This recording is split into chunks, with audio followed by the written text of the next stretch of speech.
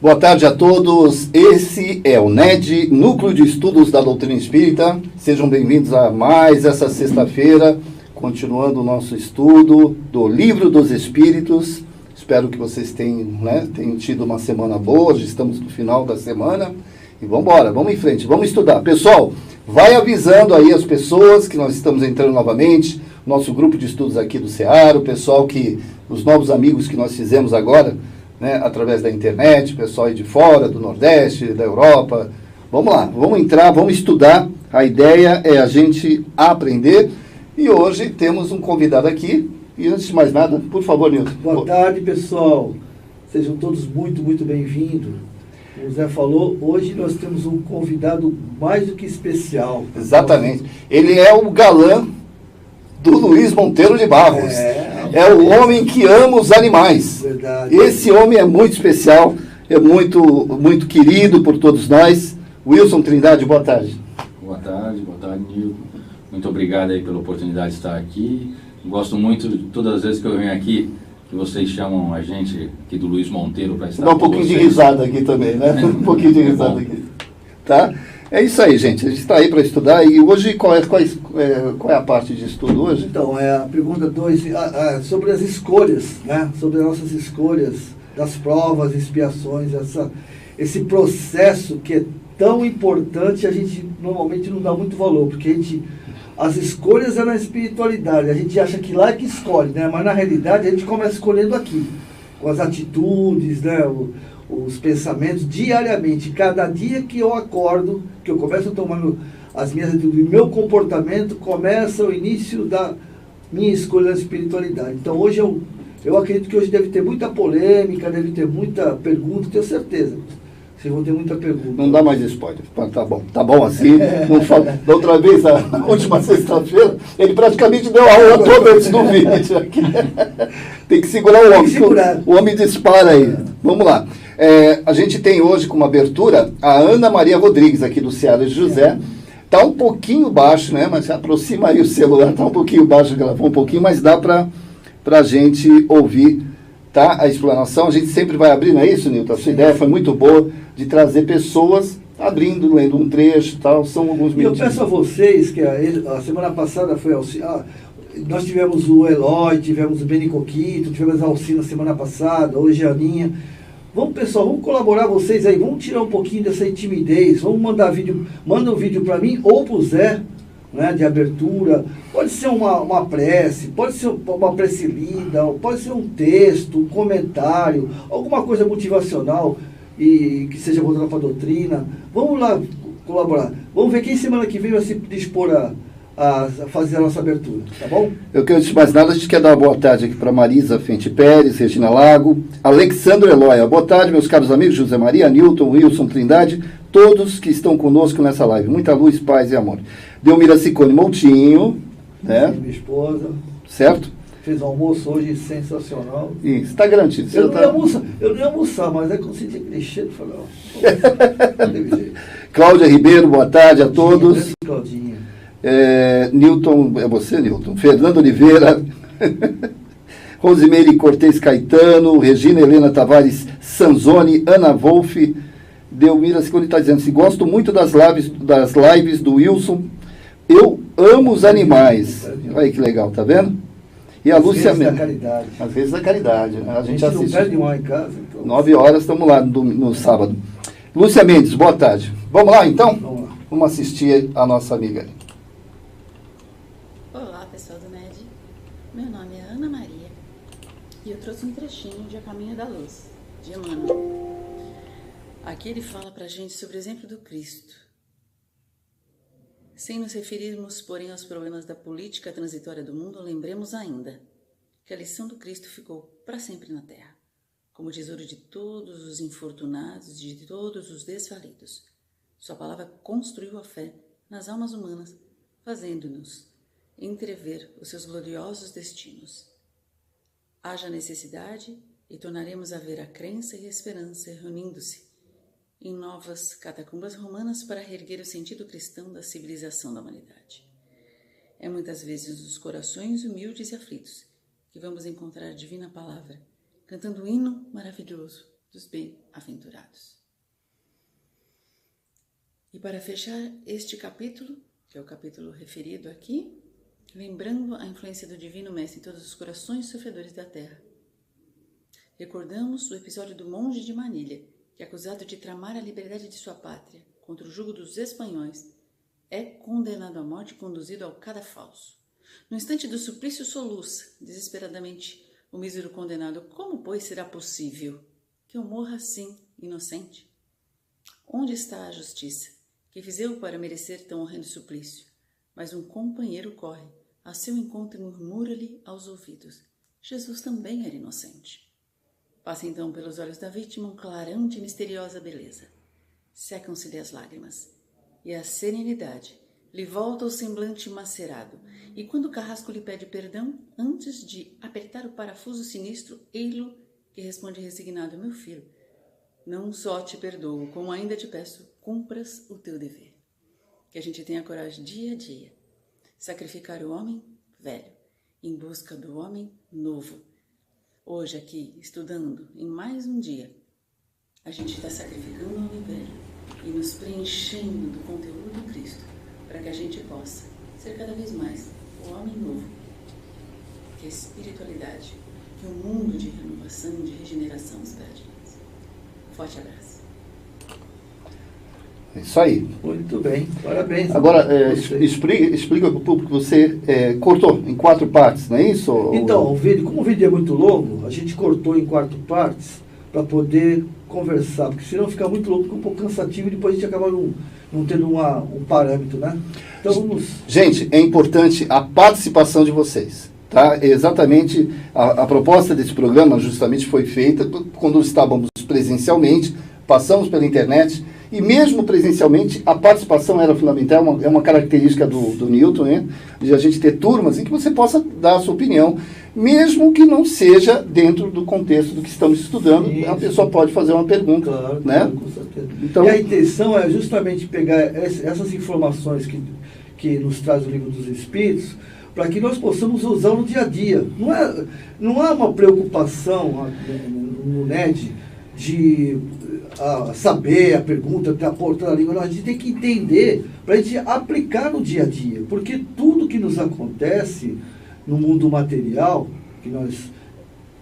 Às vezes as pessoas vêm me fazer perguntas com pessoas que eu atendo, que fazem parte, você com uma explicação do Livro dos Espíritos, que ele é bem didático, basta ter uma informação, a pessoa começa a entender o que está acontecendo. Então vamos aproveitar hoje, nós estamos com a amiga Trindade, nosso querido Wilson, que é uma pessoa também que tem muito conhecimento. Vamos fazer perguntas, vamos debater, mesmo que você não concorde com as nossas colocações, são bem-vindas, né, Zé? Com certeza. Fica a critério, o NED é nosso, tá? Aqui não é uma dinâmica de você impor alguma coisa. O NED é nosso. Se você não concorda, diga: não concordei. Se quiser colaborar, trazer uma informação do livro. Até porque para estudar o Livro dos Espíritos tem gente que tem dificuldades. Sim. Apesar de ser um livro de perguntas e respostas, realmente existe, às vezes, algumas palavras que a pessoa não entende, ela não consegue compreender aquela pergunta, às vezes a forma. Então, estudar assim é muito legal. Você tira as dúvidas. Então, você pega, se você tem o Livro dos Espíritos, pegue o livro agora, acompanhe com a gente as perguntas, né? Essa é a ideia. Vamos lá? Vamos lá, gente. Vamos lá. Primeira parte, então.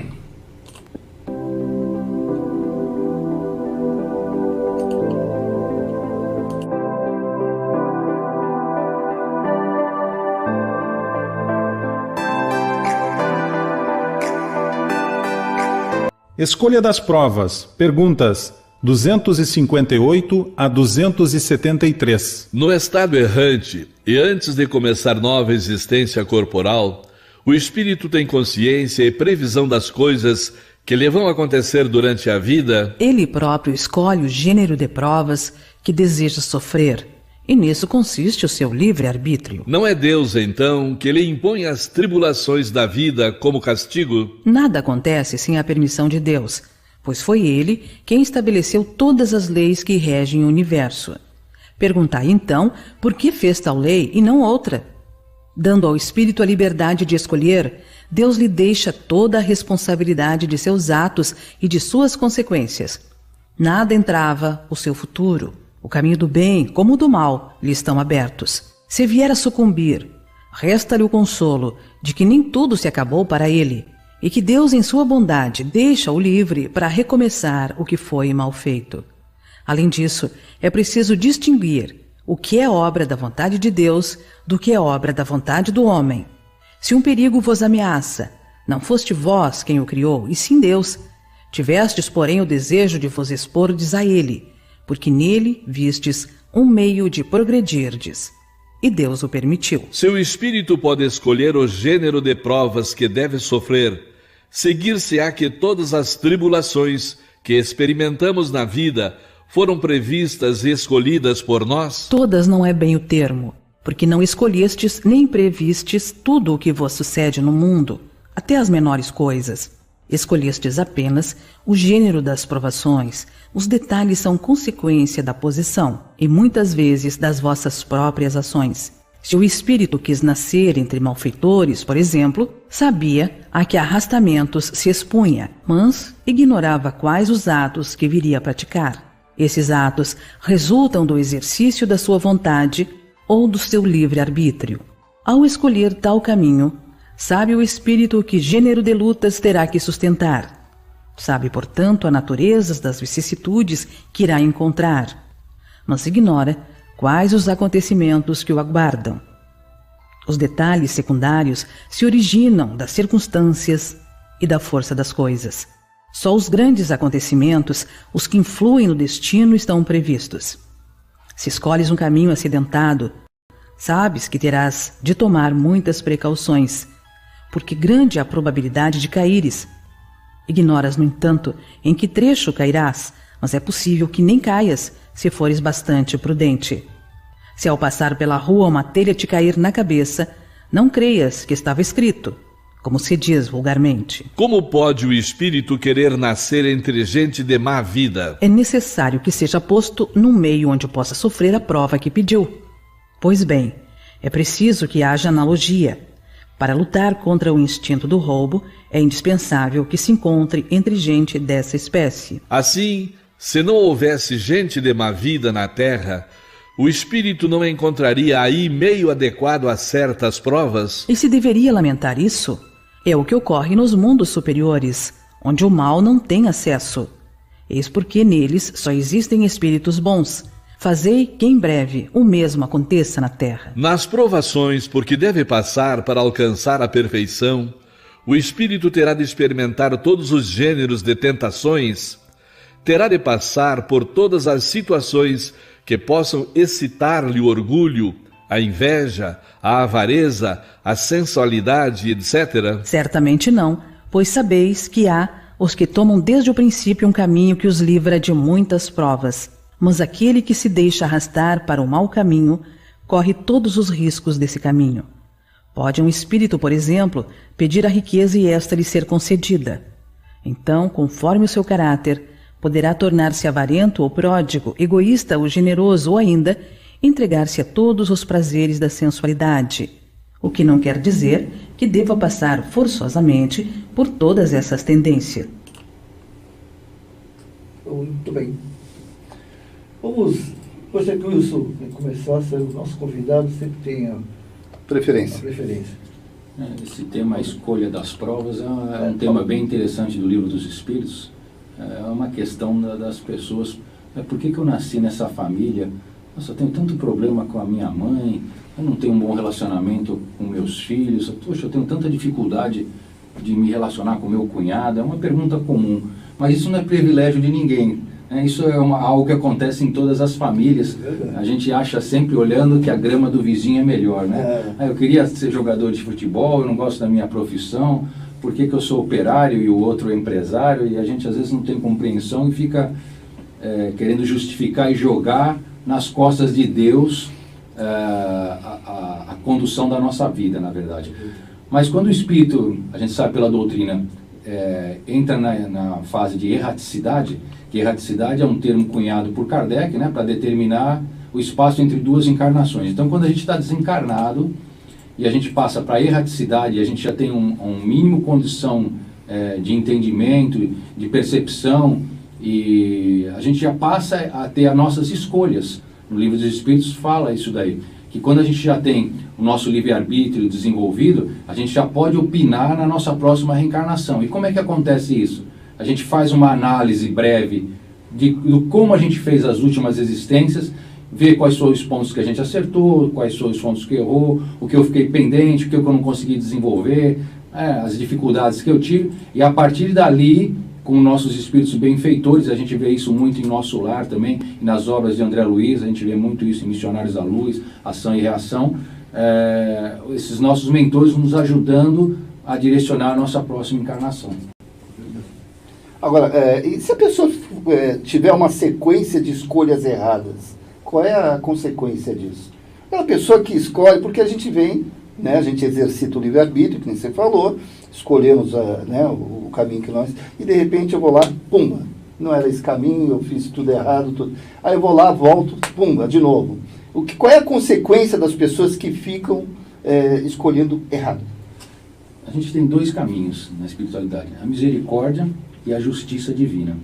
E é muito interessante assim, se você tem um filho, um familiar que se equivoca constantemente, na hora de, vamos falar assim, vou pôr aqui entre parênteses, não é um termo bacana usar, julgar, você quer que seja usada a misericórdia, porque é teu parente, é teu filho. Mas quando uma mesma pessoa, longe do seu núcleo familiar, tem aquela mesma atitude equivocada na sociedade, você quer que entre a justiça. Você não tem misericórdia. Não tem misericórdia. Então a gente tem que parar com isso e usar o mandamento, ama teu próximo como a ti mesmo, amar incondicionalmente, porque a gente ainda não consegue, né? A gente tem uma forma de amar para o nosso filho, para o nosso parente, e uma forma de amar para o outro da rua. E a providência divina, ela age dessa forma com a gente. Quando você se equivoca, primeiramente ela te dá a chance para você reparar através do amor.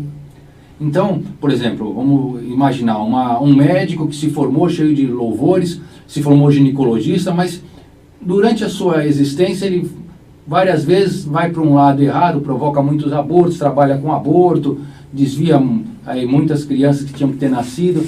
Bom, passa uma existência assim. Quando ele chega lá na espiritualidade, ele tem a compreensão do que aconteceu. Olha, você vai de novo, você vai vir agora como uma parteira, você vai ajudar. Então não é que você fez um monte de erro, você matou, você vai ter que morrer da mesma forma, no dente por dente, olho por olho de Moisés. A providência divina, ela te oportuniza para você reparar o teu caminho de uma forma amorosa. Se novamente você reincidir no erro, pode até ser que você tenha uma nova chance amorosa, mas se você não conseguir, através do amor, corrigir, vem o quê? A dor. Aí vem a dor, porque a dor é o que coloca a gente geralmente no trilho novamente. A dor não tem jeito, a dor ela te coloca, e aí é o que nem Chico Xavier falava, a gente só evolui desidratando, ou pelo choro, ou pelo suor. É verdade. Inclusive, a gente fala muito em amor, né? Essa força divina, criadora, que a gente chama de Deus, na realidade, ela tem um parâmetro só, né? Essa força. Ela só é amor, ou seja, ela só constrói, nunca destrói, né? É sempre construtivo. Então, digamos assim, o divisor de água é o seu arrependimento, porque o amor está sempre disposto, em algum momento, você mudar a sua situação, que nem no caso da parteira. O médico percebe que errou, fica super arrependido, né? Fica muito remorso, que é o que move a gente, é o remorso, né? Que o remorso é que faz a gente mudar. O remorso, e de repente, ele fala assim, como é que eu posso fazer? Olha, você pode ser uma parteira e dar novas oportunidades para muitos que você negou e para outros tantos que virão. Se de repente, que aquilo que me moveu como um médico, que é a ganância, em algum momento consegue me convencer de que eu teria que fazer um aborto como parteira, aí o que acontece? Eu faço, cometo erro, na espiritualidade eu percebo. Se por acaso eu não me arrepender, é uma coisa. Agora, se eu me arrepender, novas oportunidades vão ser dadas. É aquilo que você falou, é o amor divino, né? Agora, se eu simplesmente falo que estou aqui de André Luiz. André Luiz, por que ele ficou 8 anos aproximadamente? Porque ele estava arrependido, entre aspas. Quando ele se arrependeu verdadeiramente, ele conseguiu ver clareza. Agora, vem cá, tem limite isso? O limite é o seu, a minha visão particular, não sei se você... O limite é o seu. Engraçado, eu nunca vi nenhum espírito falando isso, né, através de livros. Qual é o limite? O limite é o seu, porque assim, o que vai me mudar? O meu reconhecimento que eu estou seguindo o caminho que não devo. Qual é o seu parâmetro? Qual é o dele? Qual é o meu? Não tem. Cada um tem o seu, você está entendendo? O vetor, né, o vetor disso, quem dá o vetor para a mudança somos nós. Na realidade, qual é o limite disso? É o meu limite, entendeu? É o seu limite, é o limite dele. Né? Então é o momento em que eu desperto e falo, peraí, eu estou errado, eu quero mudar, entendeu? Agora, eu falo isso na questão da oportunidade. A gente sabe que tem milhões de espíritos querendo reencarnar. Sim. Né? E eu sou uma pessoa que ainda não cheguei no limite que você está falando. E outros teriam que ter essa oportunidade. É um senso de quem está, qual é a prioridade, que senso de justiça é esse? Então, aí é uma coisa, eu até vou pedir para o Wilson nos ajudar, é uma coisa mais ou menos assim, cara. Minha visão global, né? Hoje são aproximadamente, que ele falou, Emmanuel, quase 30 bilhões de espíritos no planeta, né? Muitos não vão reencarnar, porque são espíritos que já não precisam reencarnar, e tem 7 bilhões, quase 8 reencarnados, e tem um grupinho lá que está brigando, que é uma média de 4 por 1, né? Então, é assim, de que maneira você distingue, assim, não, você vai primeiro, eu estou errado, está errado. É isso mesmo, essa é a minha pergunta. De que maneira você vai primeiro, qual é a prioridade que me dá? Entendeu? Eu, como espírito encarnado e imperfeito, eu não consigo enxergar esse parâmetro, não. O meu parâmetro particular seria mais ou menos assim, você tem que correr atrás, ele tem que correr atrás, eu tenho que correr atrás. Porque a própria espiritualidade já nos diz o seguinte, que quando eu tenho, o próprio Chico falou que o Lampião estava correndo atrás de uma mãe que ninguém queria ser, por causa da faixa vibracional dele. Então, eu acho que o teu padrão vibracional é que determina a tua reencarnação.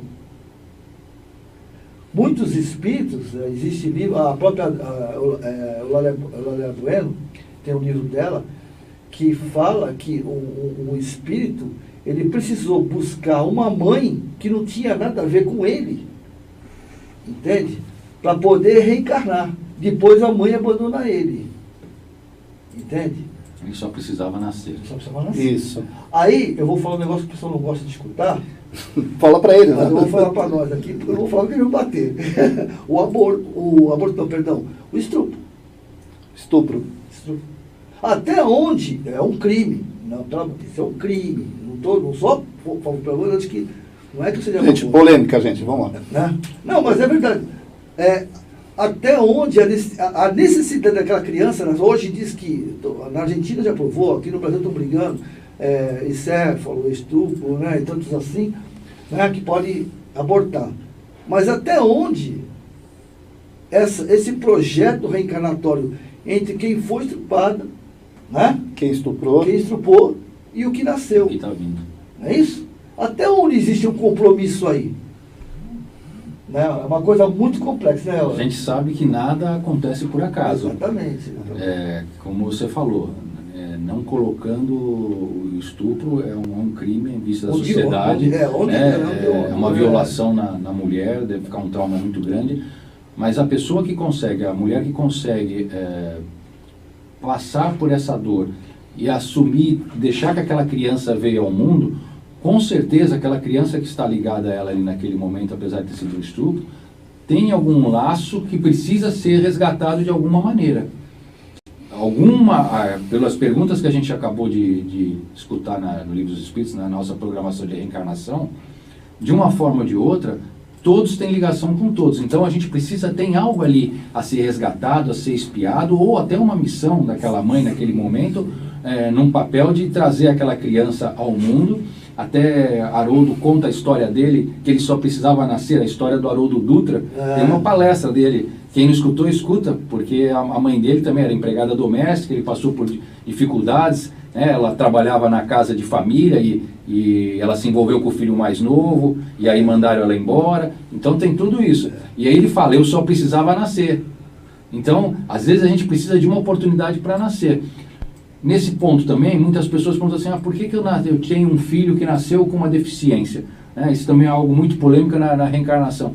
Poxa, tem tanta criança perfeita e meu filho veio com microcefalia. Tem tanta criança perfeita, o meu filho nasceu cego. Tem tantas pessoas perfeitas, eu nasci paraplégico. Por quê? O que a doutrina nos traz sobre isso? Será que é o espírito que escolheu isso? E aí, no outro dia, a gente fez um programa sobre o Dr. Luiz Monteiro de Barros. Foi. Existe um livro dele sobre vida e obra do Dr. Luiz Monteiro de Barros. Eu li uma explicação dele, um casal em vias de se separar. Chega no consultório dele, o marido acusando a esposa que ela tinha algum defeito no corpo, olha só, porque a criança tinha nascido com síndrome de Down. E a criança nasceu com síndrome, e ele não queria se separar porque a esposa tinha defeito de fabricação. Olha o que ele falava com o médico. Nossa Senhora. E aí ele queria uma explicação do Dr. Luiz, por que a criança do filho deles nasceu com síndrome de Down, tinha um monte de criança. E olha a explicação que ele dá. Que cada espírito que vem reencarnar se liga às células do pai e da mãe, do zigoto ali, do óvulo, necessárias para a sua próxima reencarnação. Então, se aquele espírito ele necessitava vir com algum determinado tipo de limitação, no caso da síndrome de Down, intelectual, porque talvez numa reencarnação pregressa ele não usou aquela sua intelectualidade de uma forma virtuosa. Então ele precisava, nessa outra encarnação, ter uma limitação intelectual para que pais amorosos o conduzissem, para que permitissem que ele novamente trilhasse o caminho do bem.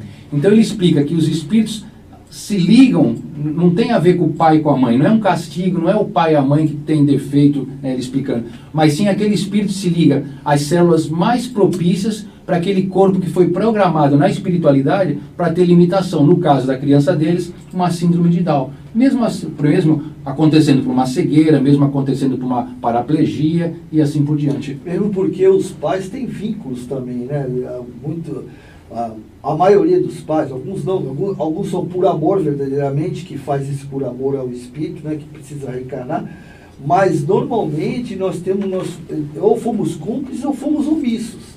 Então, esse projeto, porque o projeto reencarnatório ele é muito complexo, ele abrange pai, abrange mãe, abrange avó, irmão, tio, tia, né? É uma coisa, na realidade, nós somos uma família espiritual antes de ser família carnal, né? É isso aí, pessoal. Olha, façam perguntas. A gente pode perguntar para você. Você acha que você fez as escolhas certas?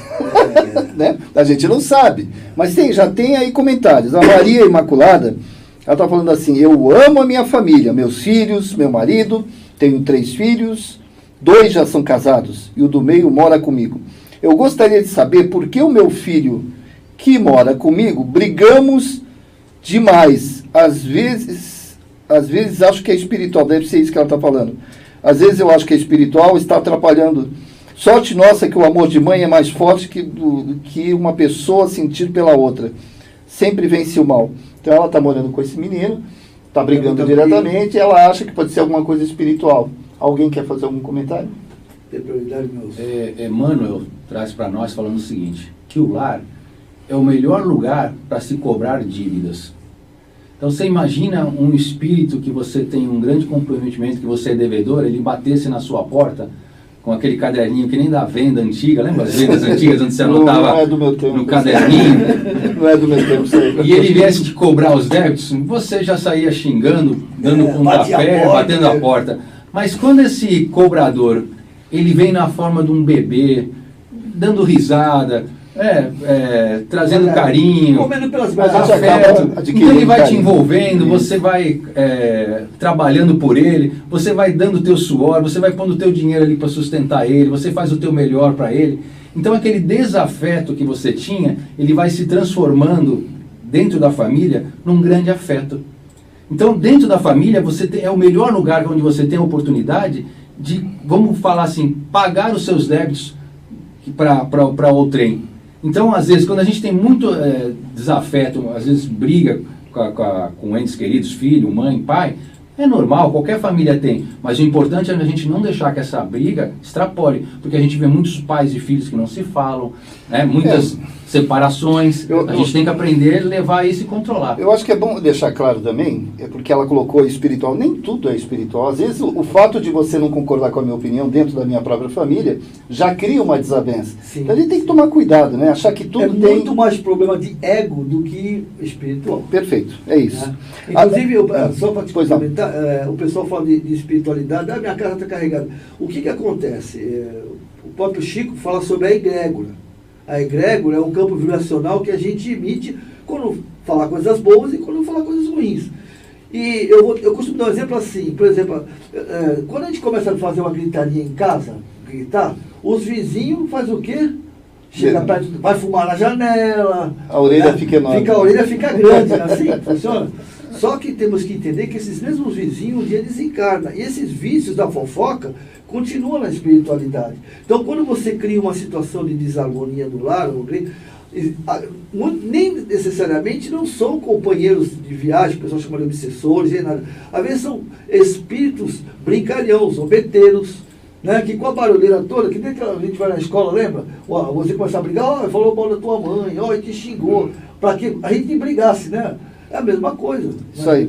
A Delmira Ciccone Moutinho, ela está falando assim que Newton Júnior foi a melhor escolha que eu já fiz. É brincadeira, não falou nada.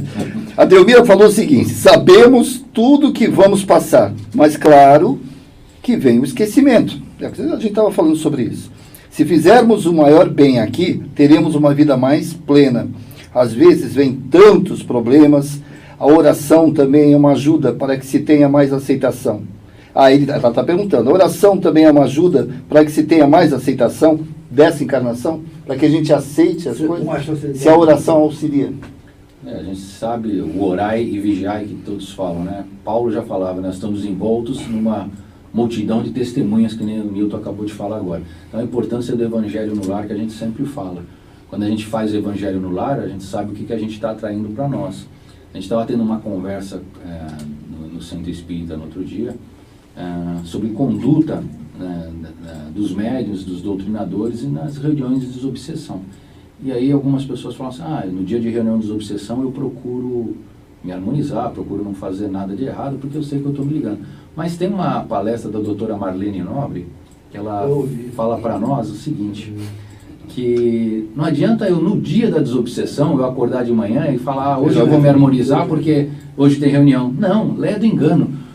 Porque você vai refletir o que você é no seu dia a dia sempre. Sim. Então não adianta eu, só naquele dia da desobsessão, não discutir, não brigar, querer ter uma conduta reta. A minha conduta no dia a dia é o que vai determinar o meu padrão vibratório na reunião mediúnica. Então, o tipo de comunicação que eu vou dar, o controle que eu vou ter, o tipo de espíritos que vão me acompanhar na multidão de testemunhas no dia a dia, vai de acordo com a minha conduta. Perfeito. A gente tem mais perguntas, pessoal. Vamos nas perguntas? Segue lá no vídeo. Vamos nas perguntas? Melhor nas perguntas, né? Só para lembrar, a Delmira falou que ela adora a família dela. Tá? Não tenha dúvida. A Regina Lago...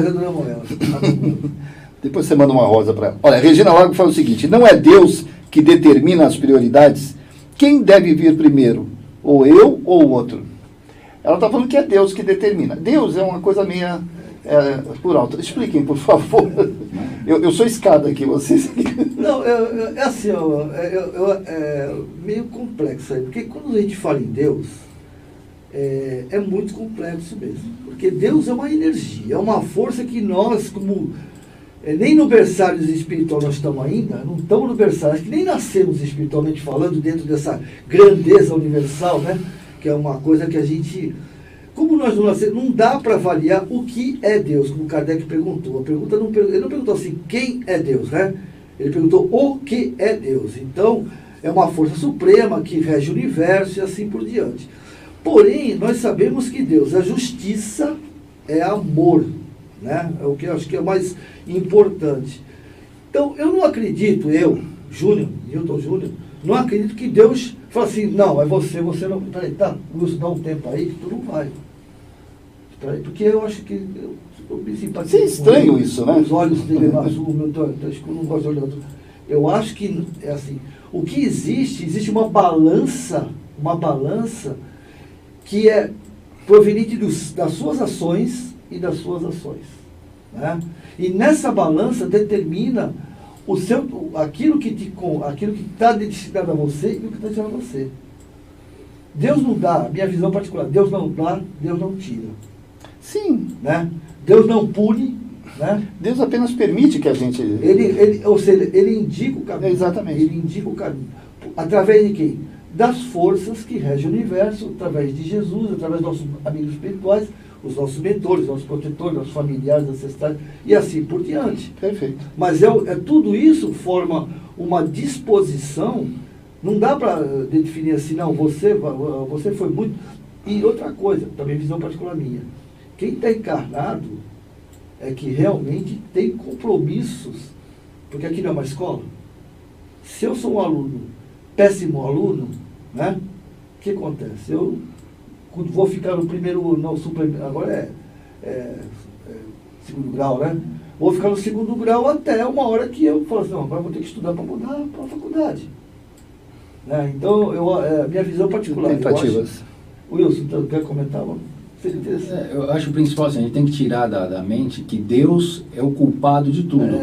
Ou ele que determina.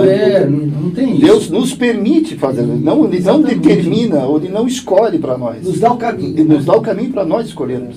No caso, nossas escolhas, com o nosso livre-arbítrio, a gente vai para o joio ou vai para o trigo.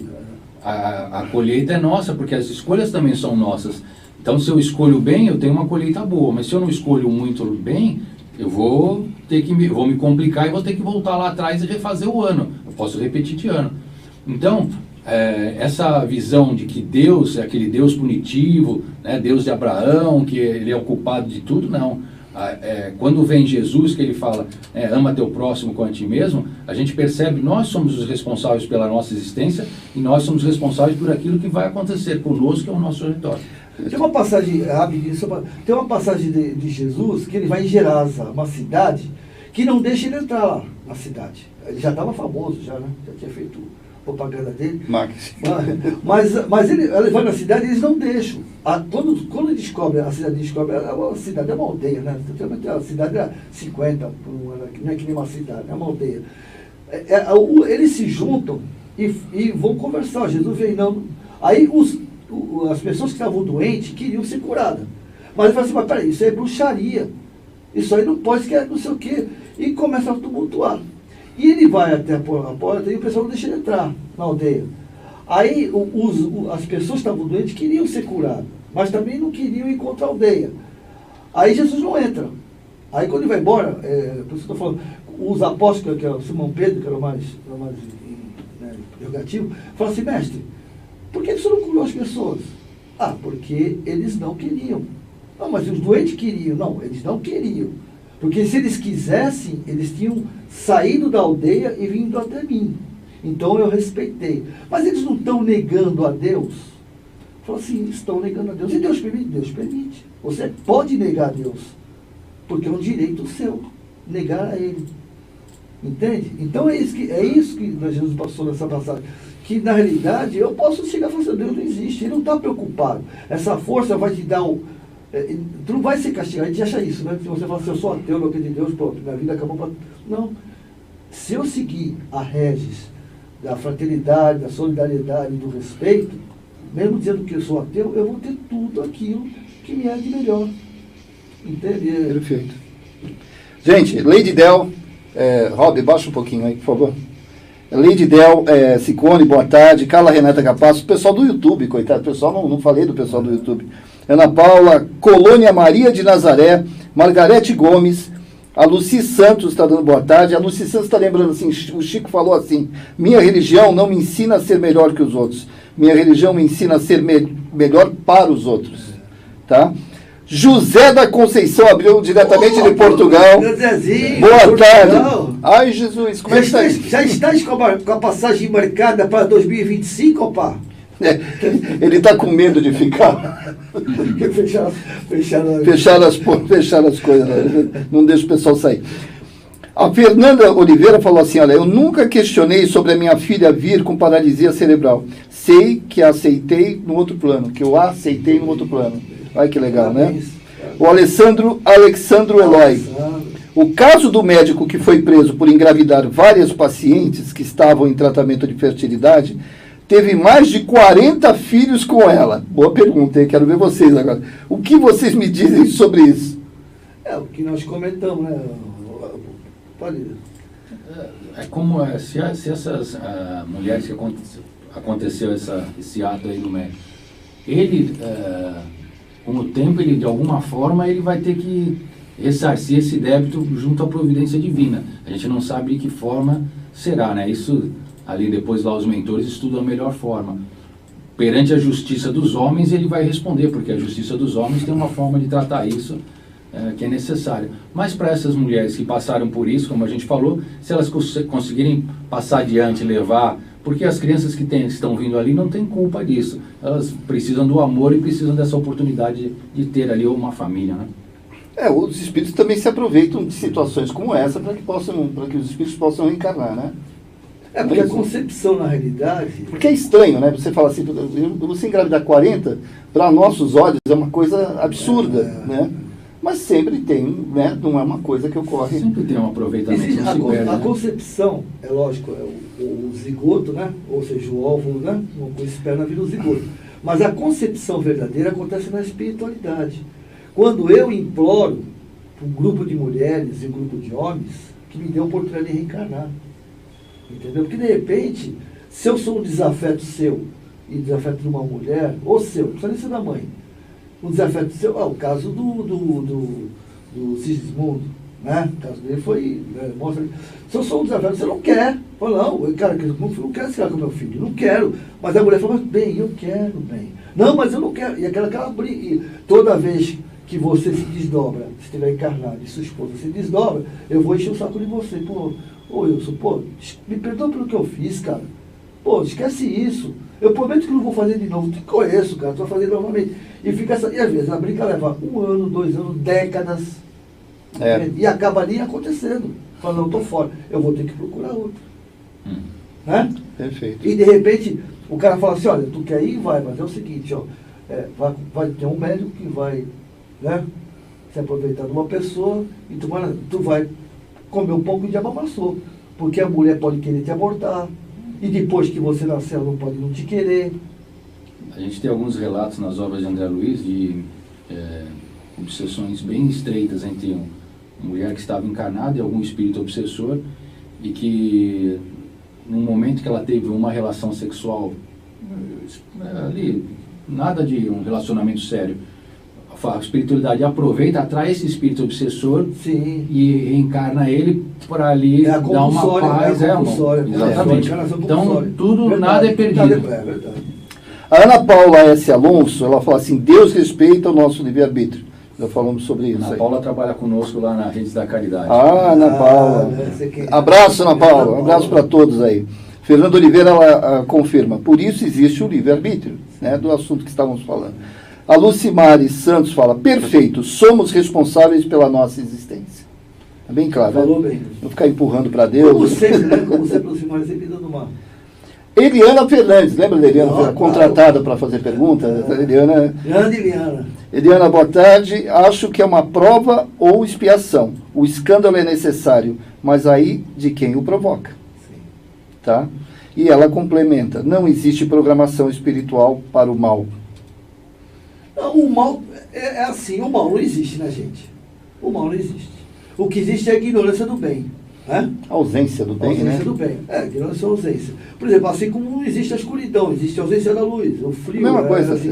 Então, nós criamos a religião, muito tempo atrás, criou o mal para poder vender o bem, né? O purgatório. O mal, na verdade, é a nossa ganância, né? Exatamente.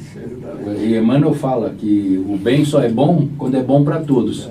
O bem quando é bom só para mim, é mal. É mal, exatamente. O Alexandre Eloy está falando sobre a questão do médico, ele que falou, né, que engravidou. Ele colocou assim, o médico seguiu à risca as escrituras, amai-vos e multiplicai. Não é bem assim, né? Não funciona dessa forma. Né? Não é bem assim. Acabaram as perguntas. Vamos Vamos seguir o estudo ou não? Dá tempo ainda? Dá. Esse primeiro já rendeu, né? É. Vamos lá, vamos para o estudo número 2. Vamos lá, pessoal?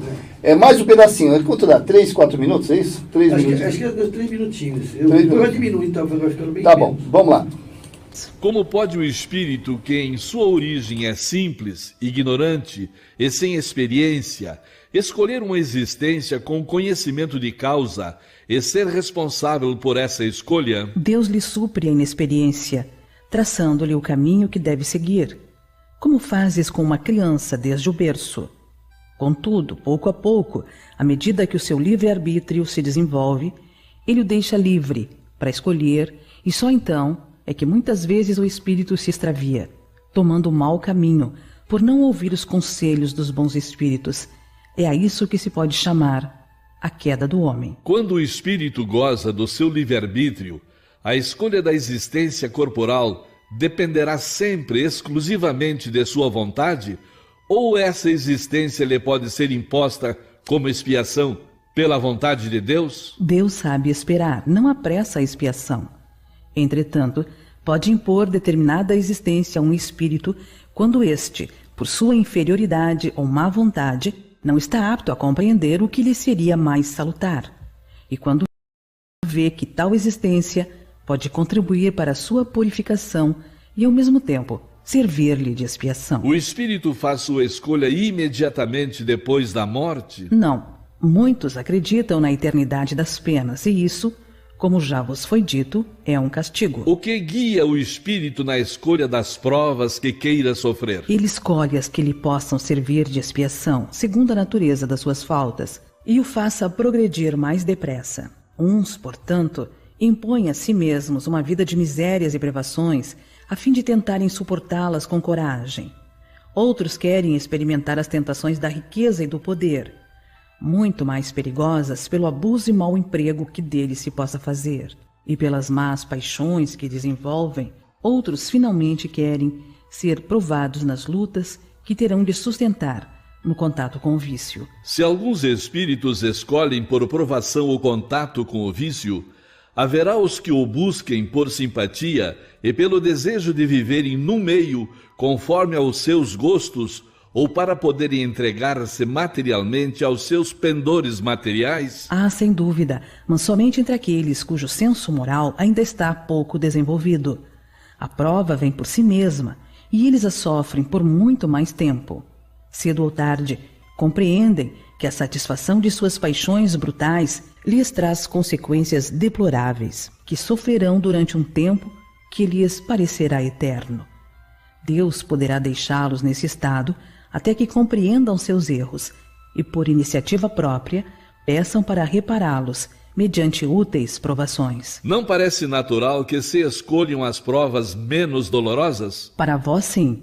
Para o espírito, não. Quando este se desprende da matéria, a ilusão acaba, e outra é a sua maneira de pensar. Gente, antes de fazer o comentário, só completando aqui, a Fernanda Oliveira, ela disse que ela não explicou direito. Aliás, a Regina Lago, ela estava perguntando que se existem duas pessoas que precisam reencarnar, pergunto, quem determina quem deve voltar primeiro? Entendeu? Mas acho que foi bem explicado, né? É assim, não existe uma... eu falo de mim, eu não consigo enxergar, né? Eu não consigo enxergar assim, você vai, você não vai. Eu não consigo. Eu acho que quando existe duas pessoas para reencarnar, foram duas, mas tem são milhares, né? Para reencarnar, cada um tem um projeto que pode demorar 1 ano, 30 anos, 1 século, 2 séculos. Mas está no projeto. Todos nós... Eu acho que assim, deixa eu te interromper. Não tem ninguém que vai escolher quem vai primeiro ou não. Sim. É você preparado, disposto a fazer. E aí, a partir do momento que você vai, você pode falhar ou você pode conseguir. É isso. Eu acho que é para responder. O que diz essa questão agora. Exatamente. Essa questão fala justamente isso. Não tem ninguém que diz assim, ó, entra na fila, vai. Não tem. Não existe isso. Não tem. Porque, na realidade, o que nós temos que entender, eu acho que quando a gente pensa em reencarnar, a gente acha que é assim, né? Não. A minha reencarnação de agora, ela tem um projeto que eu estou eu estou seguindo ou não. Eu posso mudar, como falou nessa fase agora, nessa etapa aqui do vídeo. Eu posso ter uma reencarnação construtiva, uma reencarnação destrutiva, ou uma reencarnação que não serviu para nada. Eu posso, entendeu?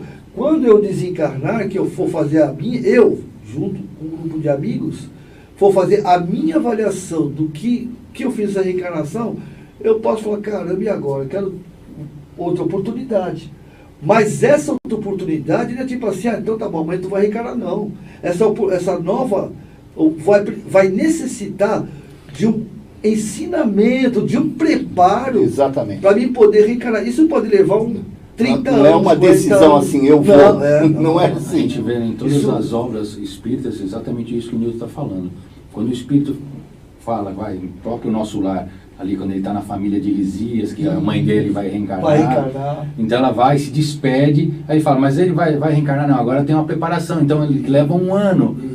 A própria Alcione, quando ela decide voltar, fala para ele. A mãe de André Luiz. Então ele fala, tem todo um preparo, salvo uma reencarnação compulsória, como nós já falamos, onde o espírito é atraído de imediato, que ele precisa reencarnar, mas aí existe uma determinação divina, que a gente não tem ainda uma compreensão exata disso, e aí é algo mais determinado, tem um determinismo, que aí não tem o livre-arbítrio entrando, porque aquele espírito, ele se equivocou tanto, que o livre-arbítrio dele nesse momento é ceifado, e ele pelo determinismo é atraído ali para aquele óvulo daquela mãe. O seu próprio bem. E existe então uma reencarnação compulsória.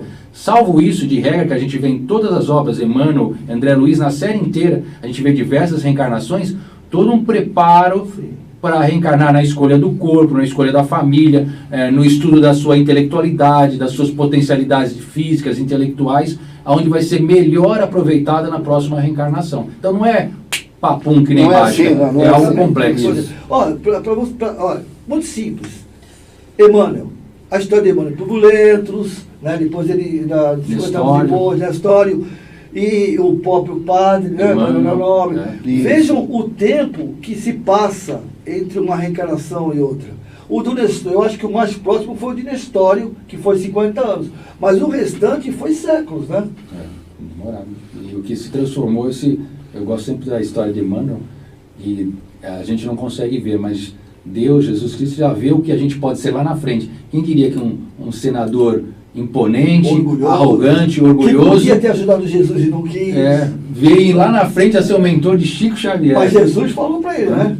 Quando ele vai procurar para Flavinha, né, que ele vai tentar salvar a filha, ele fala assim, você pode mudar agora ou daqui a milênios, mas a semente está plantada. E com todos nós é assim. Perfeito. Querem fazer mais algum comentário do vídeo ou vamos no terceiro? Podemos passar outro. Vamos lá, pessoal, mais um pedacinho, mais 3 minutos. Tá bom? Vamos lá? O espírito poderá fazer sua escolha durante a vida corporal? Seu desejo pode influir, dependendo da intenção. Como o espírito livre, porém, quase sempre vê as coisas de um modo bem diferente. É o espírito quem faz a escolha, mas ainda uma vez, ele pode fazê-la mesmo na vida material, pois há sempre momentos em que o espírito se torna independente da matéria em que habita. Certamente, não é como expiação ou como prova que muitas pessoas desejam as grandezas e as riquezas. De modo algum. É a matéria que deseja essa grandeza para gozá-la, e o espírito para conhecer-lhe as vicissitudes. Até que chegue ao estado de pureza perfeita, tem o espírito que passar constantemente por provas? Sim, mas não como entendeis, pois só considerais provas as tribulações materiais. Ora, mesmo sem ser perfeito, o espírito que se elevou a um certo grau não tem mais provas a sofrer. Porém, sempre tem deveres que o ajudam a se aperfeiçoar, e que nada têm de penosos, ainda que consistam em auxiliar os outros a se aperfeiçoarem. O espírito pode enganar-se quanto à eficácia da prova que escolheu? Pode escolher uma que esteja acima de suas forças e sucumbir. Também pode escolher uma que não lhe traga proveito algum, como buscar, por exemplo, um gênero de vida ociosa e inútil.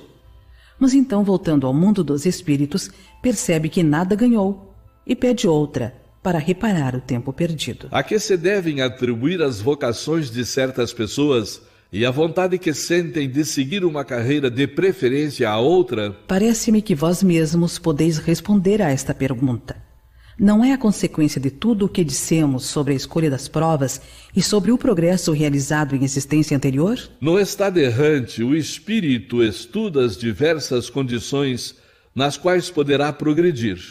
Como pensa realizar seu progresso, nascendo, por exemplo, entre canibais? Não são espíritos já adiantados que nascem entre os canibais, mas espíritos da natureza dos canibais ou que lhes são inferiores. Ok? Então, interessante essa pergunta aí de o espírito nascer entre canibais, né? A gente acha que aqui acho que aqui no nosso planeta Terra não tem, a gente acha que não tem mais, né? Mas em algumas tribos Mas que na Amazônia ainda ainda tem, tem. Mas dentro do nosso orbe aqui, no nosso planeta aqui de Só um detalhe, no McDonald's está cheio. Lá no McDonald's você encontra um monte de canibal. do nosso planeta de provas e expiações. Olha, eu vou falar um negócio para vocês, agora puxando a sardinha para os animais. Canibal é quem come, a gente fala, antropófago, come carne humana. Mas nós somos animais. Eu falo, a gente ainda, volta a falar aqui, gosta do cachorro, gosta do gato, mas não tem o mesmo conceito com o porquinho e cavaquinho. Mas é. Não, a gente tem que mudar isso daí. Porque... Aliás, pediram para você falar sobre os animais aqui, eu esqueci de passar. Porque isso é um amor seletivo, aí já foge do amor incondicional de Jesus.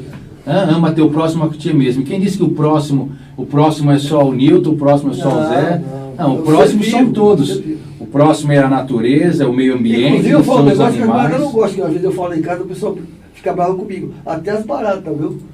Eu tudo está em evolução, né? Evolução. Nós não estamos nessa fase. Se estamos comendo ainda carne de animal, nós estamos muito longe do inseto.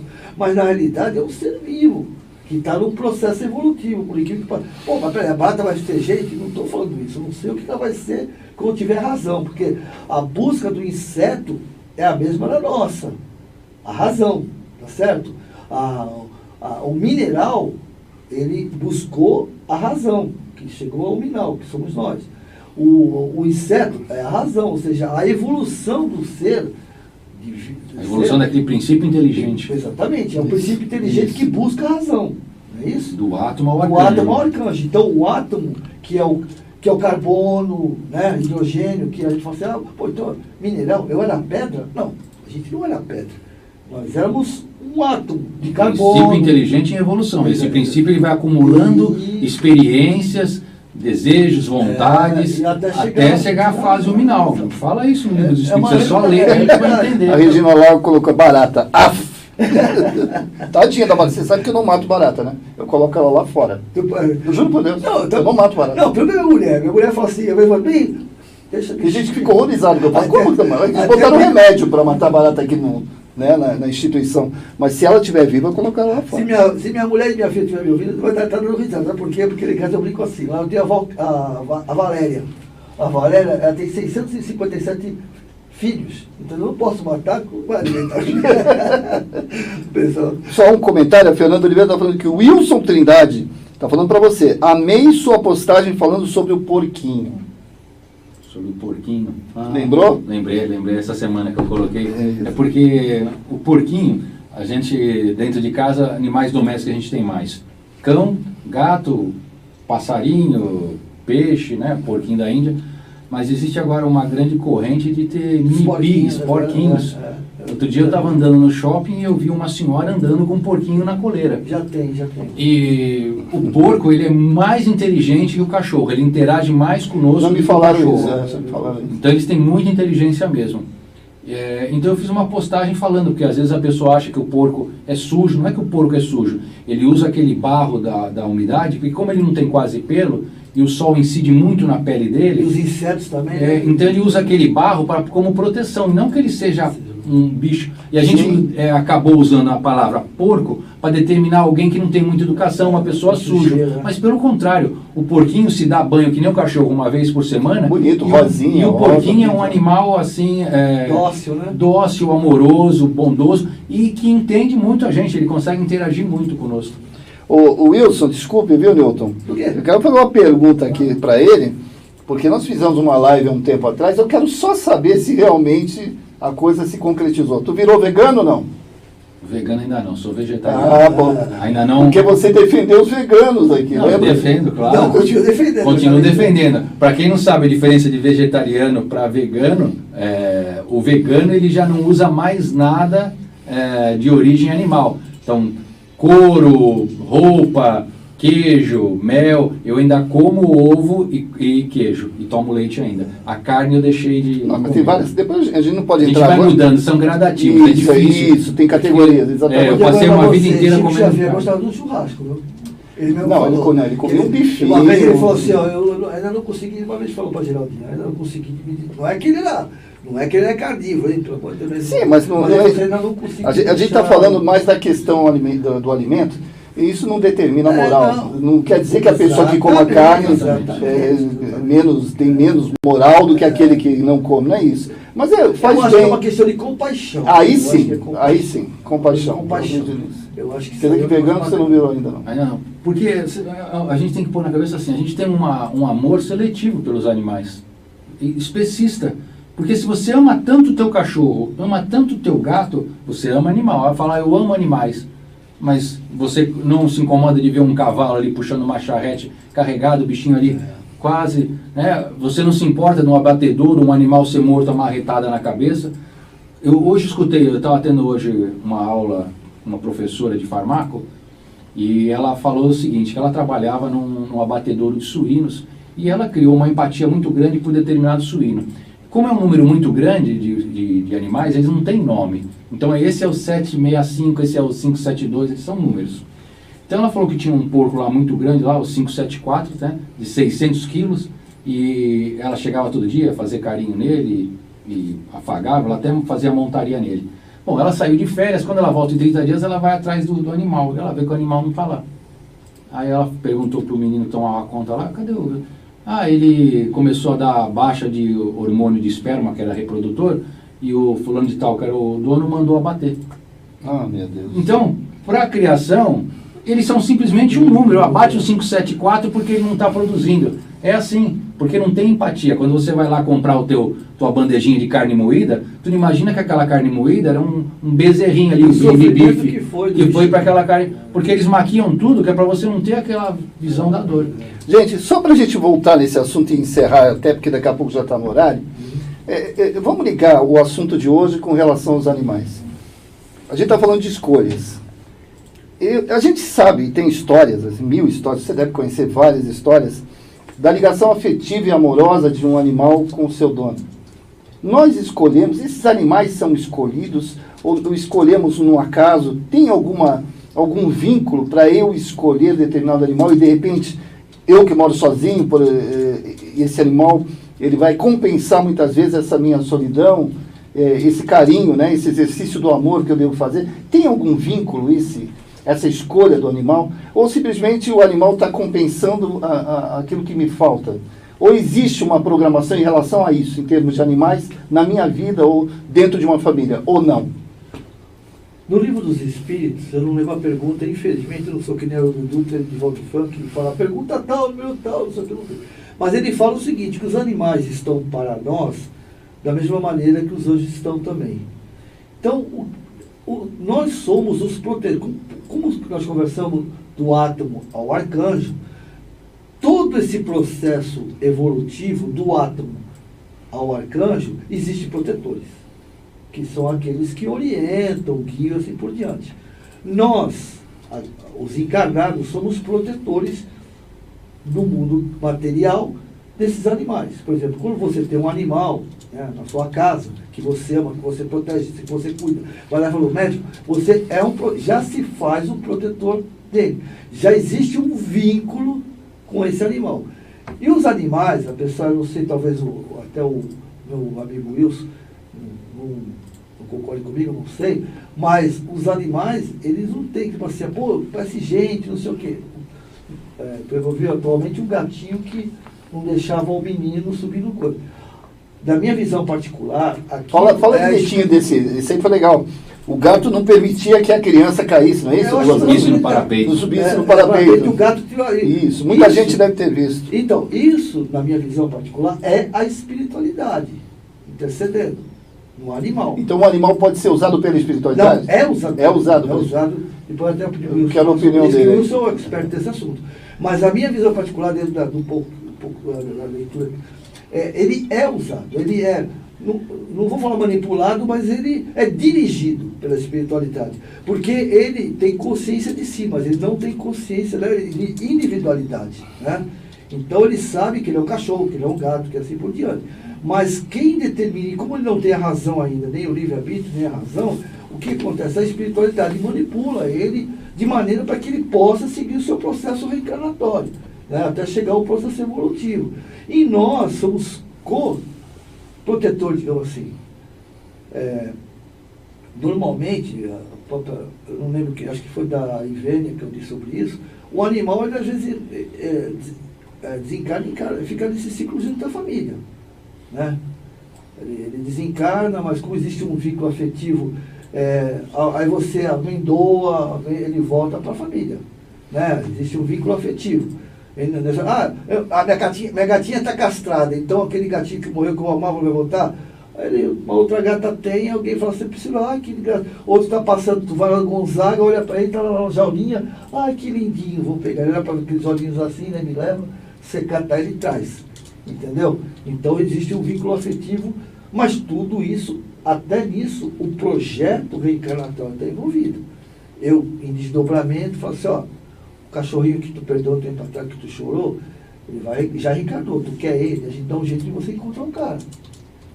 Porque nada é por acaso. É assim, Wilson? O que você concorda comigo? Discorda? Eu acho assim, que materialmente, no mundo material, nós somos, que nem o Milton falou, nós somos os tutores dele, nós somos responsáveis por prover eles materialmente. Então, casa, comida e roupa lavada, né? Como é um casamento mesmo. Agora, a contrapartida é o emocional. Eles nos trazem um equilíbrio emocional. Nesse momento, nesse ano de pandemia que a gente passou, muitas pessoas não enlouqueceram, não ficaram numa situação emocional pior por causa deles, por causa do vínculo afetivo que eles trazem. No caso do gatinho ali não permitindo que a criança suba, ou a gente vê muitos vídeos de cachorros bravos, como pitbull, cuidando de bebês, quando uma criança cai na piscina, o animal pula ou fica ali chamando a família, ele já tem inteligência em desenvolvimento. Já tem diversos estudos, já foi feito estudos com ressonância magnética, examinando as reações no cérebro do cachorro, quando falava determinadas palavras, amor, vem, carinho, o nome dele, o nome dos tutores, e existem reações cognitivas já mostrando que já tem inteligência, e eles têm percepção. Quando você fala, vamos passear, ele já entende, vai lá, busca a coleirinha dele. Quando ele está na rua, ele tem a preferência de ir para um lado, para um outro. Então, ele ainda não tem o livre-arbítrio desenvolvido como nós. Né? Já tem a individualidade, a partir do momento ali que agora, eu posso escolher esse animal? Eu posso escolher determinado animal com antecedência, ou eu escolho na hora e ele se adapta? Ou é a espiritualidade que às vezes atrai? Essa é a pergunta que eu falei. Então, eu acho que assim, quando você nunca teve um animal, acho que a primeira vez, acho que nada é por acaso. Tudo tem uma programação. Esse animal chega à sua vida, à sua casa, à sua vida. Mas nas reencarnações, como o Nilton falou, o amor é a maior ferramenta de atração do universo. Então a gente tem diversos relatos do Chico Xavier mesmo, do brinquinho que voltou 3, 4 vezes para o lar dele, e outros animais. Enquanto houver necessidade de aprendizado e oportunidades para aquele ser se desenvolver dentro daquele lar, ele pode reencarnar ali dentro. A hora que ele, por exemplo, dentro da cadeia evolutiva, olha, não tenho mais como reencarnar como cão, então agora ele vai, sei lá, passar por um grau adiante, uma outra espécie animal, pode ser no equino, num bovino. Ou até numa baleia, num golfinho. Estou enlouquecendo a coisa. Mas existe uma cadeia evolutiva. É isso mesmo. Então vai. Que eu falo, quem sabe isso é a espiritualidade, eu estou enlouquecendo a ideia. De repente o cachorro já chegou num processo que vai ser um golfinho, é lógico que não é assim que funciona, mas, né, que eu disse enlouquecendo. Ou seja, ele já desvincula daquela família, tá certo? Da parte hominal, e vai viver um mundo perfeito. num outro corpo. Olha, estágio. A Fernanda Oliveira, ela falou assim, eu nunca consegui ficar com nenhum animal. Todos morrem. Qual a visão espiritual em relação a essa causa? Ixi. trocando em comida. Você deu comida para eles? Brincadeira. É claro que a gente sabe que você deu comida, mas é complicado isso, né? Mas eu já ouvi histórias de que nenhum animal para naquele lugar. Ele acaba... Existe muito mito, que eu particularmente, eu não concordo com o mito. Porque o animal, ele além, uma das qualidades que você falou, ele transmite o amor, ele acalma a gente, né? A ocitocina, a famosa ocitocina, né? Então ele acalma a gente, ele tranquiliza a gente. E alguns dizem que o animal absorve a energia negativa da casa, porque ele é um filtro. Não, o cachorro também ele é um filtro, né? Onde o gato deita, são estudos que para mim não está comprovado ainda, nem está acontecendo estudo, que onde ele deita, o ser humano não deve deitar, né? Quando ele deita muito, porque ali é uma frequência vibracional diferente da nossa, porque o gato é frequência diferente da nossa. Isso são estudos ainda. Então, eu acho assim, eu já ouvi isso, que ela falou, uma moça falou assim, eu não vou ter mais animal, uma conhecida minha, falou, não vou ter mais, porque todos os meus bichos morrem. Ele fica comigo um tempo e morre, fica comigo bem morre. Então eu parei, estou sofrendo muito, parei de ter cachorro, era cachorro inclusive. Né? Agora, eu particularmente não tenho, não sei se talvez isso tenha, eu não tenho essa visão do motivo porque está morrendo. Eu não tenho... É Fernanda, né? É Fernando Oliveira. Então, Fernanda, a opinião do Wilson, tá? Esses animais que vêm para a sua família e acabam desencarnando, você tem um papel preponderante, com certeza se você teve eles junto de você, é porque você ama eles.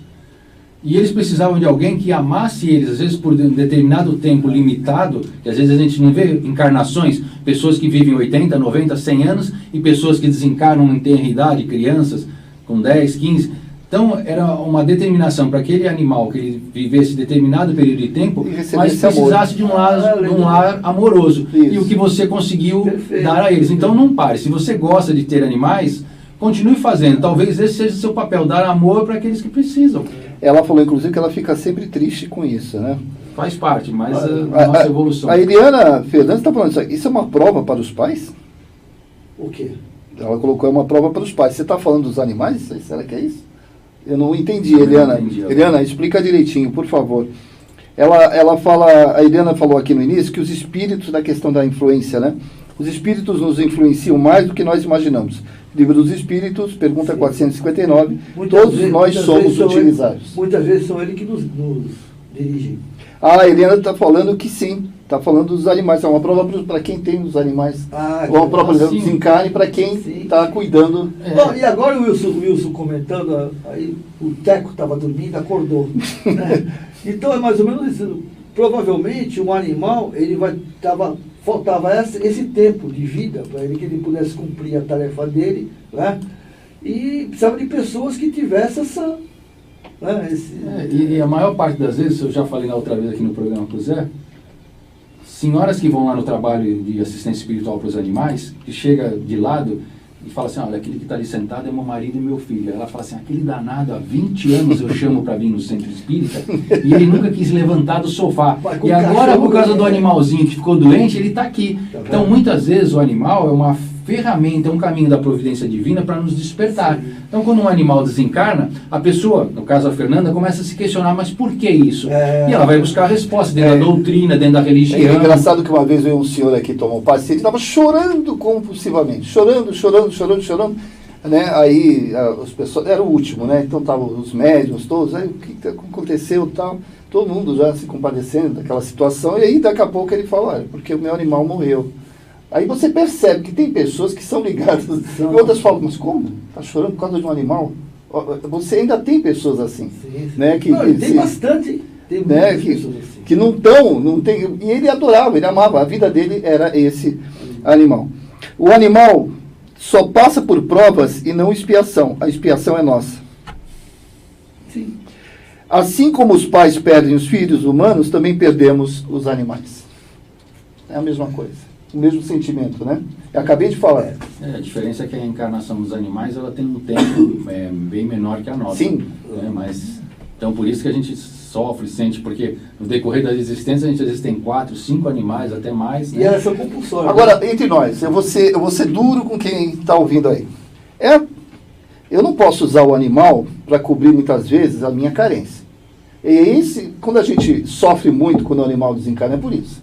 Porque quando você dá amor para uma pessoa, você não tem que sofrer, você sofre, sente a falta, mas que não seja um sofrimento profundo. Eu falo assim, que nem você falou, eu dei amor, eu tive um cachorro, eu dei carinho a vida toda, ele recebeu carinho, ele foi cuidado da melhor forma possível, e ele desencarnou e morreu. Morreu, acabou, tudo bem, não tem problema, eu estou feliz, ele está bem, ele foi bem tratado, ele teve carinho. Agora, eu sofrer, né, me amargurar, depressividade, eu ficar depressivo, eu não devo chegar a esse ponto. Eu estou errado ou não, Wilson? Eu acho assim, viu, Zé? É a mesma coisa, é igualmente diferentemente. Como é que é? Igualmente diferentemente. Lá em casa o pessoal sabe o que eu dizer. Mas assim, a dor que você tem por um animal, que você se dedicou o seu amor, a gente chama na psicanálise de substituição por uma pessoa super carente, tem que tamponar a carência dela de alguma maneira, de frustrações, de traumas, assim por diante. Ela tampona com o animal, porque o animal, na realidade, é aquele que só te ama. Né? Se tu der de comer, tudo bem. Se tu não der de comer, ele vai pedir, mas vai dar tudo bem também, né? E o ser humano reclama demais. O filho reclama o tempo todo. Então, a gente ama um filho, mas diferentemente, né? Então, quando você perde um filho, o sofrimento não dá para explicar, não é verdade? É um sofrimento. Mas a partir do momento que você tem uma certa noção de espiritualidade, você sofre muito mais. O animal é igual. É a mesma coisa. É isso que eu desculpe. Às vezes eu não me expresso. Deixa eu corrigir você. É porque a Fernanda está falando. Mas o animal é como um ser humano. É exatamente isso que você está falando. Se você tem essa noção, né, da continuidade da vida espiritual, se você tem a noção de que as coisas, e que você fez o melhor possível, você não tem que, né, cair numa situação de aflição temerosa até às vezes, né? Eu tive uma experiência particular minha. Minha esposa tem 6 gatos, né? Um cachorro. Lá são 6 gatos. O cachorro tinha um coelho que morreu de velho mesmo, né? Um Tinster. E um gatinho que minha neta adorava demais. Até que ela gosta de todos, mas lá quando morre parece um velório mesmo, né? Como morreu demais, ela ficou desesperada. Tá bom, isso porque ela dormia com ele, aquelas coisas. Aí eu falei, filha, você está aqui, vamos conversar. Daqui a pouco ele está aí. Aí ela a gente conversa sobre isso, claro, e tal. Entendi. Daqui a pouco ele está aí. Quando tu vê um gato parecido com ele, ou que olhar para ti com um olhar mais carinhoso, tu chaveca a tua avó, porque tua avó não quer mais nenhum, porque já tem 6, né? Mas chaveca ele, pega. Porque o ciclo de amor, que nem o Wilson falou, está lá presente. É perfeito, é isso. A música do Rei Leão, um ciclo sem fim. É isso. Entendeu? Perfeito. Olha, só para terminar, ela falou, sentimos amor também por eles. É isso, gente. Quem vai fazer a prece? O Wilson Trindade. O convidado aqui é privilégio. Faz? Tá bom. Vamos ficar envoltos a uma nuvem, levar nosso pensamento ao Mestre Jesus e agradecer. Vamos agradecendo pela oportunidade de estarmos reunidos aqui na tarde de hoje para esse estudo do Livro dos Espíritos, dessas questões. Agradecendo pela oportunidade de estarmos encarnados, pela nossa vida, pelas nossas famílias, pelos nossos lares. Pedindo que seja despertada em cada um de nós a nossa capacidade de amar incondicional, que nós consigamos compreender as dificuldades do nosso dia a dia como ferramentas, alavancas para o nosso crescimento, para a nossa evolução, que tenhamos consciência que a vida que nós temos, com certeza nós tivemos participação na escolha, e que a gente sabe agora encarnado escolher os caminhos da melhor maneira possível, sempre procurando ajudar o nosso próximo, sendo caridosos, praticando o bem, o amor ao próximo, da melhor maneira possível. Agradecendo pela oportunidade da vida, pedindo paz e amor para o nosso planeta, pedindo muito discernimento para os nossos governantes, pedimos sucesso para esta casa, que este programa que leva as informações da doutrina espírita possa se fortalecer, se fortificar e continuar se multiplicando por vários lugares. Ave Maria, cheia de graça, o Senhor é convosco. Bendita sois vós entre as mulheres, bendito é o fruto do vosso ventre, Jesus. Santa Maria, Mãe de Jesus, rogai por nós, pecadores, agora e na hora de nossa passagem, que assim seja, graças a Deus. Nosso muito obrigado. Seu boa tarde para encerrar. Antes eu quero agradecer ao meu amigo Wilson, dar parabéns pelo trabalho que você Parabéns pelo Luiz Monteiro de Barros. Que trabalho lindo. Realmente vocês são uma referência aqui em Santos em todo o sentido, social, divulgação do espiritismo. Esse trabalho que vocês fazem hoje, que vocês realmente são... Mas também só tem fera lá, né? Só tem fera, né? Ó, esse trabalho dos animais foi um negócio lindo. Assim que realmente tocou a sociedade de Santos, entendeu? Que nas redes da caridade vem divulgando um trabalho que eu mesmo não perco, se não der para me ver na hora, eu sempre vejo depois.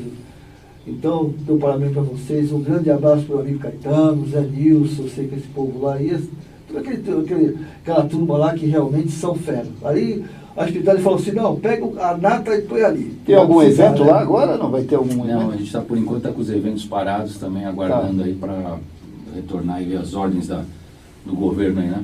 Tá certo. E também o asilo lá do pessoal A República dos Idosos. Você que é responsável, né? Eu sou gestor, continua em pleno vapor, República dos Idosos.